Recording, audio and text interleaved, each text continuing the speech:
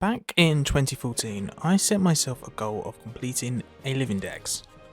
Unfortunately, I never completed this goal. The closest I ended up getting to completion was completing the Hoenn Pokédex and then starting on the breeding progress. It's been nearly 10 years since I set that goal, and with all but 9 Pokemon, not including mythicals, currently available to get through the Switch games, I thought it's about time to go back and complete the living dex. And where better to start off than the original 150? Well, I guess 151 if you want to include Mew. The Kanto Dex. Our journey begins in Pokemon Let's Go Eevee. Why Eevee? Well, because when they came out I played through Pikachu, so I might as well play through the other one. Yeah. And besides, we're going to have to go through both anyway since there is version exclusives. Just like the start of any other Pokemon game, we have to go through the intro real quickly, choose our starter, and complete the catching tutorial. Luckily for us, it's all pretty much in one go, as the catching tutorial is us getting our starter of Eevee, so that kind of speeds up the process a little bit, and this allows us to work on the dex from the get-go. And getting right to it is what we do. Up until we beat Brock, we only have access to 4 different routes, which have a variety of different Pokemon to catch. Route 1, Rattata, Bellsprout, and Pidgey. Route 22, Spearow, Nidoran male, and Nidoran female. Route 2, Caterpie, and Weedle, and Viridian Forest, Metapod, Kakuna, and Pikachu. Now there is also the 1% encounter of Beedrill and the special spawn of Bulbasaur, but we pick up a second Kakuna to evolve into the Beedrill, so we don't have to hunt for that 1%, and we don't really have enough money or Pokeballs at the minute to get the 30 cash combo to try and hunt for the Bulbasaur, so we'll come back to that at a later date. And with the first section, that brings us to a total of 11 out of 151. Pewter City. We get the Boulder Badge and leave, since that's pretty much all we have to do there, and there's nothing else related to the living dex currently there at this point. So I won't bore you with much of the details like gym battles and major battles and stories and stuff, because that's not the point of the video. Yeah. Much like Viridian Forest, we skip the special encounters and the 1% encounter spawn on our way to Cerulean City. On Route 3 we get ourselves an Ekans. On Route 4, by the Pokemon Center, we buy the special Magikarp, which clearly isn't special, just costs us 500 Pokedollars and we just get an early Magikarp, I guess. And in Mount Moon, we get ourselves Geodude, Paris, Zubat, Clefairy, and a lucky 1% spawn of the Clefable. X-Fossil is also picked up for later on, and our Metapod evolves into Butterfree. We also get a couple of extra duplicates of some of the Pokemon for needed trades and future evolutions. 19 out of 151. And with Misty defeated, the Cascade Badge in hand, we cross Nugget Bridge towards Route 24, where Kakuna evolves into Beedrill and Nidoran male into Nidorino. Unfortunately, this only increases our counter by 1, as we've got to pick up an extra Nidoran male earlier on. There's a couple of others we also forgot, but I will address that as we get to it. Route 24, we catch ourselves a Meowth and a Psyduck, and we get ourselves the SS Hand tickets for story progression. South of Cerulean City on Route 5, we pick up a Vulpix, Abra, and a Jigglypuff. And in Cerulean City, we pick up a trade for an Alolan Geodude. This is needed for the region variables of the living dex, and it is our first one to add along, and will hopefully be a strong member of our team playing through the game. Bellsprout also evolves into Weepinbell, but this is another one we only picked up one of as opposed to getting a second earlier on, so we'll come back to it at another point. And since we are struggling with the very limited Pokemon we do have and the movesets they've got, with the third gym we decide to pick up a Dugtrio and a Diglett down in Diglett's cave, which is a little earlier than I had planned, but it's not the end of the world. We get the third badge and it's time to move on. 27 out of 151. Progressing through Route 9, Magikarp evolves into Gyarados, but with no Surf, this is the only one we can get at the moment, so it doesn't increase the counter. Route 10, our Alolan Geodude reaches level 25, evolving into Graveler. who we then immediately trade again to get the more powerful Alolan Golem. Inside Rock Tunnel, we catch an Onix, Cubone, Goldbat, Machop, Rhyhorn, and we get a lucky 1% encounter of a Kangaskhan, leaving only the special spawn of Charmander left, who we'll come back to at a later point. And eventually we reach Celadon City, where we trade for an Alolan Vulpix, who we give an Ice Stone to evolve into the Alolan Ninetales. 33 out of 151 completed. With Erica now defeated and the Rainbow Badge in hand, we continue along with a load of story progression. As we leave Saffron City towards Route 12, we get very lucky and encounter our first shiny of Abra. Not needed for the Living Dex, but you can never refuse catching a shiny really. And who knows, maybe we'll need it for a shiny Living Dex in the far future. But continuing with story progression, Cubone evolves into Marowak while fighting Team Rocket in their HQ. We get ourselves a Silphsco Scarp at the end, which unlocks Pokemon Tower, and Ghastly is added to the collection. After learning Poison Jab, we can finally evolve Weeping Bell into Victory Bell, but we still need to catch a couple of others, as yeah, it's one of the Pokemon we didn't catch duplicates for.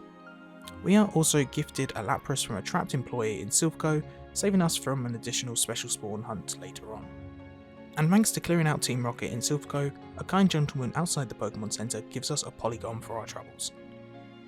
With more of the story now completed, we wake and catch the two sleeping Snorlaxes, one on Route 12 and the other blocking the entrance to Route 17. On Route 17 we catch a Ponyta as we entered just to see what's around, and as we continue back towards Route 12, go south onto Route 13, our Psyduck evolves into Golduck, and we also catch a Farfetch'd. This brings our Living Dex total to 41 out of 151. The last 4 gym badges and the way up to the Elite Four can easily be grouped together, since it's basically complete a gym, go to the next one, complete a gym, go to the next one, and so forth. And I did slow down catching Pokemon a little here and there, since I just wanted to get the game finished and complete the decks after we beat the Elite Four. That doesn't mean we didn't make any progress though. Route 19 gives us a Tentacool, and as we explore into the Seafoam Islands, we get a Seal, a Dugong, a Jinx, Slowpoke, and the first legendary bird, Articuno. In Pokemon Mansion, Raticate, Ditto, and Coffin are all encountered and added to the collection. Plus, we revive our Hex fossil we got from Mount Moon for an Omnite while we are on Cinnabar Island. On the way to the Indigo Plateau, we catch Hitmonlee, Graveler, Rhydon, and the second legendary bird of Moltres in Victory Road. And before tackling the Elite Four, we backtrack a little bit, enter the power plant, catch ourselves an Electabuzz, and the final legendary bird of Zapdos. This brings our Living Dex total of before entering the Elite Four of 57 out of 151. And with the Elite Four now defeated, we have become champion, and this unlocks more of the world as it says. We still have a long way to go though, with only 57 Pokemon out of the 151 needed for the Kanto Dex. That's not even including any of the regional forms we still have yet to pick up through trades and evolving. It's time to start running through every road, picking up every Pokemon which we missed and evolving those which don't have a static spawn. So here we go. For catching, we have Charmander, Bulbasaur, Lickitung, Squirtle, Pidgeotto, Venonat, Fearow, Nidorina, Execute, Poliwhirl, Poliwag, Venomoth, Tauros, Pinsir, Machoke, Shelder, Tentacruel, Slowbro, Eevee, Doduo, Dorio, Rapidash, Electrode, Voltorb, Magnemite, Tangler, Horsea, Kingler, Krabby, Gildine, Staryu, Mr. Mime, Drowsy, Magmar, Dratini, and Dragonite, giving us an additional 36 to bring our total to 93. And for the evolutions, we have Charmeleon, Ivysaur, Venusaur, Charizard, Wartortle, Raichu, Pidgeot, Ninetales, Arbok, Weezing, Omnistar, Parasect, Kabutops, Blastoise, Kadabra, Haunter, Seadra, Persian, Magnemite, Hypno, Vaporeon, Executor, Flareon, Jolteon, Poliwrath, Cloyster, Starmie, Nidoqueen, Wigglytuff, Nidoking, Dragonair, Seaking, Alakazam, Machamp, Golem, and Gengar. That's another additional 36, bringing us to 129 total. There are also 3 gift Pokemon of Kabuto, Aerodactyl, and Hitmonchan, and that brings us to a total of 132, which is every Pokemon other than one catchable in Let's Go Eevee. But this is a living dex, so jump on to Let's Go Pikachu we go to get their exclusives. And for the Pikachu exclusives, we have Growlithe, Arcanine, Sandshrew, Sandslash, Oddish, Gloom, Vileplume, Grimer, Muck, Mankey, and Primeape. And almost forgot Cypher. Which brings our total to 149 out of 151. So it's time to go to Cerulean Cave to catch our last Pokemon, Mewtwo.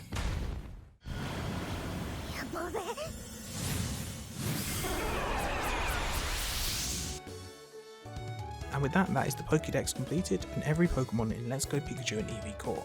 All that's left to do now is go around and do some trades for the last remaining regional forms available in the game. So for the Alolan forms we don't have just yet, we have Sandshrew, Sandslash, Grimer, Muck, Rattata, Raticate, Diglett, Dugtrio, Raichu, Meowth, Persian, Executor, and Marowak. And that brings us to a total of 18 out of 18 regional forms available in Let's Go Pikachu and Eevee. There are more regional forms of the Kanto Pokemon, but we'll get to them when we get to the game or the decks which they technically reside in.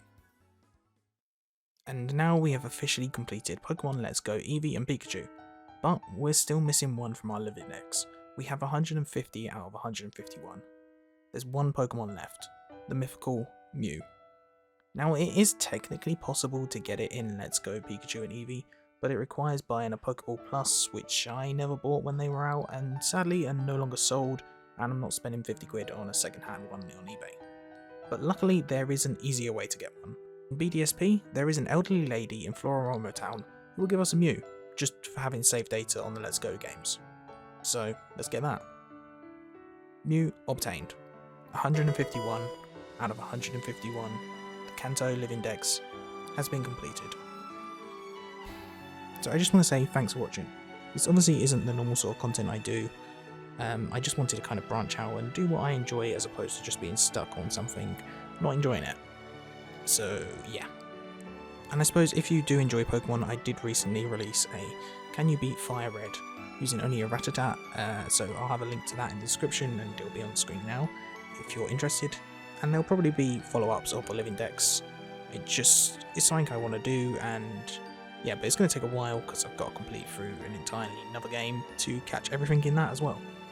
So yeah, hopefully you enjoyed. If you did, feel free to leave a like, comment, subscribe, all that stuff, and just let me know what you think of all this in general. And I will see you in the next one.